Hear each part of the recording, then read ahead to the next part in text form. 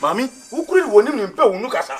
Who couldn't even in Peunukasa? Hello, Mazi Babanya Mangina, or Penny Unabaha, Una me fell with a Jewism, when Peunukasa. So, I didn't know, but I would try. Now, me cats only just Obahamino. Hatu, open, dear mechanic said, why wouldn't you see me by the name here? No, ha, come a chance me from T. Mini empty, and a sign in my wing. The message would say, radio. And Yatia, it's so chance we call Mukati. The way you put me more when you sound cool. Oh, bread. Dear so. You know, you could be a punch. If I saw the first time, the banner of one by Joe. So, I told me that she didn't mean anybody. Not share opinion. Oh, when you want to be. I some them back on just a mess of more yet. I want. Oh, we are so dear. I don't know, big cat won't tap yet. As if we remember Patan and Yamio, no feel like Patania Macpa. Me, as a papa, and Rama Fialo, as Antimala Jerry, Papa. Open you on team, yo. Mbaffa mimi ya fafa wo firi anguna mamu wo ba satima adia ba ku wo ya me yapo ayo me dafo akakoko fa ni nwa wo firi anguna mamu wo ba satima wo tu otie me ma me ka me sabo wo wie andi amonko aya me na me ya adia no asablu na me tie me ya adia no ontimi de onko asem wo fa me ho me na me ya adia no opanyini madam akakoko fa ni nwa wo firi anguna mamu wo ba ha o kasa chire ne nuane se onye butire won fa kotu sire ni abotire won tira msatima mu obenya bema obeware no atade be ye kama mi ara me fa mani me hu adufuro ni mi kobi akaponi ni ba no wodi anu onyam me nuane ma fa ni wo firi anwurama wo ba me ka chire ni se on tira so wonya abotire anwurafo no wabu ade wonya abotire wo ye ne hu bokoboko nu obenya bema wo beware no na me nya nu onyam atatima hacho wo kwa area ha bia efu eye atopene de bana yesem open ifo wa fa akonyi mi nua no wa ko se ne toko me obakam wo bawu me so me ba wo ba ya ba ko me ku wo ba no wo ku mi nua no me fa ho de ene se mtie no ba no efu we oh se nansia idi ya fashe ukobi ai oh se me ba ho uhumi ni sante hini na bae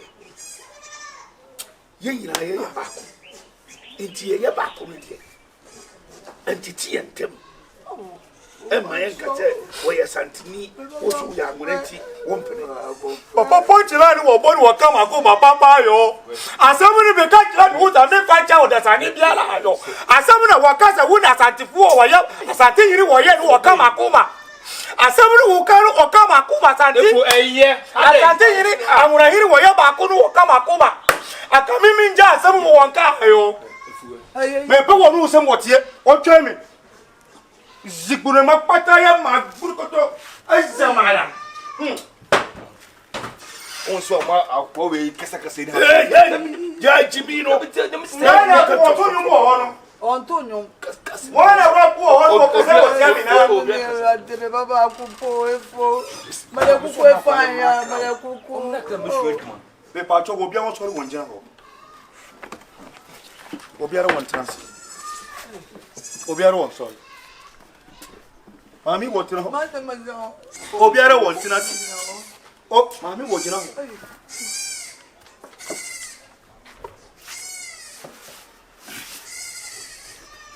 Antonio Modimachi. Dabi mada kuku dika fifi la yo. Ayo yo. No metu wo na kuku no kaje ayo yo otie. Papa wanye ni ya den wonsani. Wonya mesem. Dabi de predika fifi la wa haya yo. Ayo. Dabi mada kuku dika fifi makpapata ya ma haya yo. Ayo. David Kadika Fifi like Mata Papa Mama Yedepala Ayo. Ayo. Azibiri Makpokto Murakata.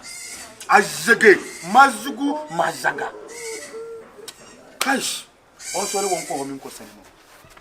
Also won't call.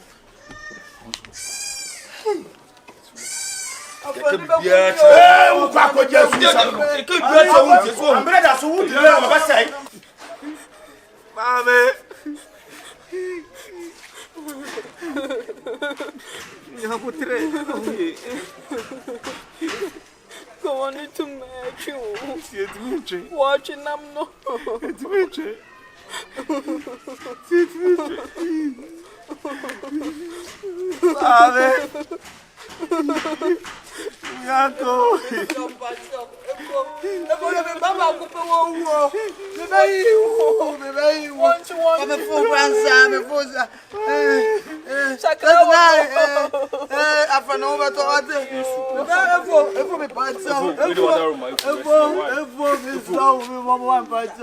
Mami, also free. What you know? You also want them. Ayo.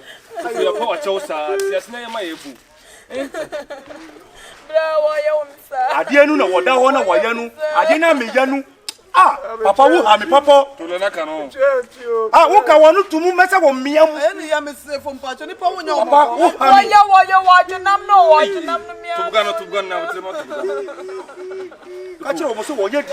Dis adienu wo ye yi, wo ye di adienu wo ye yi. Munye di. Everyday adro to on pa wo plow. Papa, Chimi. Papa, asam na wo ka chire me nu mani wo jipa. Efo ya na wo chiro. Asanti fo ni anwura fo wo ye ni papa. Wo ye sa akabade mbeku wo momi ye ni wo. What to you wo di machi? God my womb. Ah, Papa, onka wonu tu. Dabri ma da koko de ka fifi la yo. Onji so.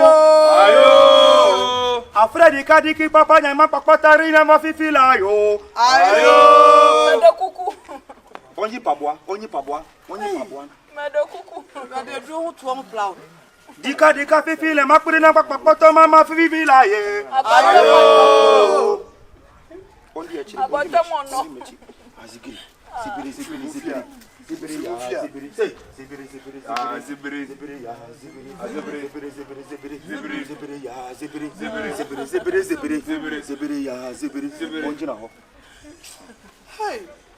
Sambi pamram dulo makpato ma vinyanya materia na jigbo Abota mono.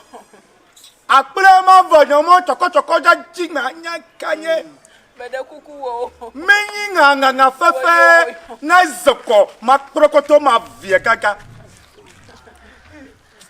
azibwa majibu ma pu akata kala potita zamwa adien wo ye hey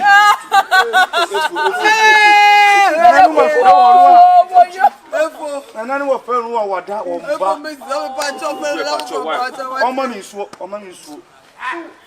omo mi suo Medo kuku wo. Efo ye fo fo.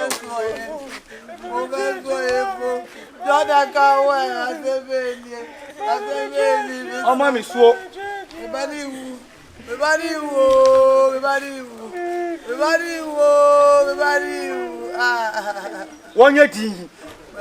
wonye di abrate no fa nsuo no wo mbra wo kira ho Watch namo watch. papa oka wanu tum Ufri mu fia wo. papa mami wonye di papa mi ka chiriu papa asem ni mi ka chiriu ayoma fa wo fira nwuna ma wo ba me ka chiriu evo won wo se wa kam Efo wia no waka. We si ya omo bre. Wana no watch. Wanya ka se mo no be kwa me biem. ka sabo wo se Wanya biem. Tinka wia na otu efu bia. Papa wanya biem. Yo pon wanya. Papa wacho. onka wanu tum ayo Papa wa wacho. Wanya biem. o shene chiri wonu mi se kura wonim Watch namo. sakata na paprika papa avonyo mama magikiti ezikiriki Igwacho. azirikiti Igwacho. azirikiti mabobo azirikiti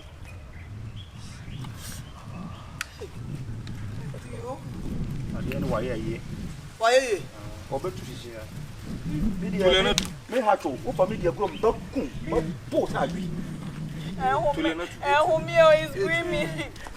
He's screaming. mami mi amba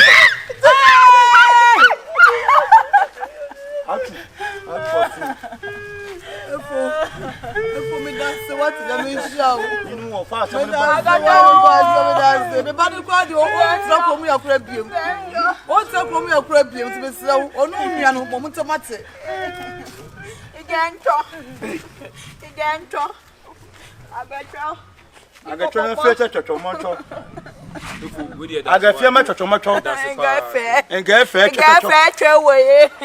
Wait to your match to tomato. In Chonko. Solid.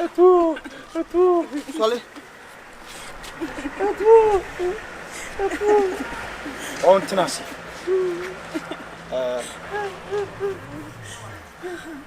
Ninke chocho macho. Why should I not bring say? Would you say? We are saying chachanto.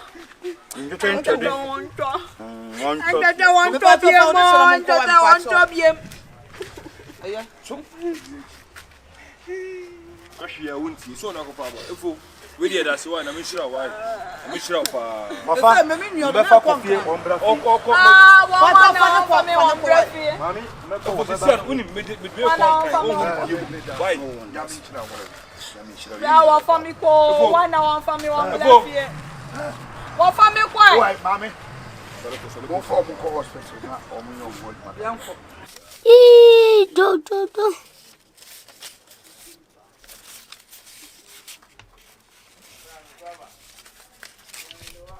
Oh, cho.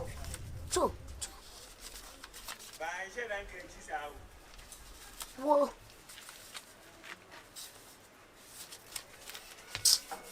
Oh, Daddy. Oh, what's young? EFO Mayo. EFO.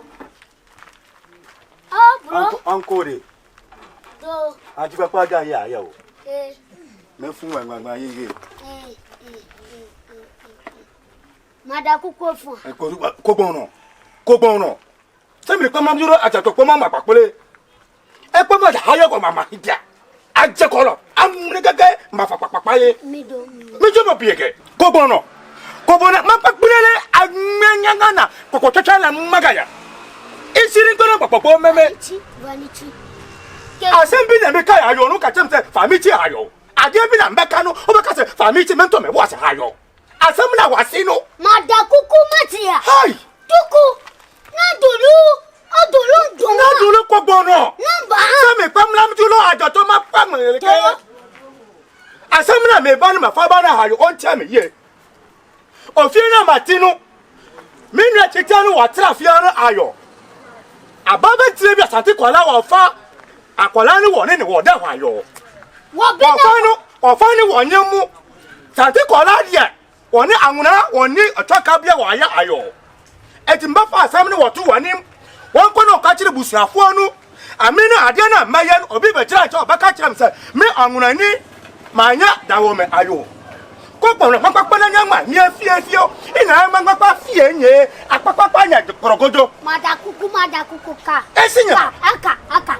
Mesi twaso anumile menkasa mebaho na yedi yie atu yie wuti EFO cho ajambi na obeba na me beka no EFO dia wo ya di papa party no obeka kyerem so ntwaso mesi dia wo beka biala mesi twaso menkasa anumile meba na ya trasi na yedi yie atu yie tosia Kogbono meti tunen asamna wo kan bete anumbre nu wamba trasi no wonka asamna kura dia media asamna mbafa ba ko baabi mbafa ba ko baabi ayo annafoy yenye wuto tosia Kogbono madu makpakpa nya manya mkpakpeloro ai na nya kpala akpakpo nya kpara Kogbono isiki no papa onya makpa ye asamna dia mekanu beka ne bofo no mati madu na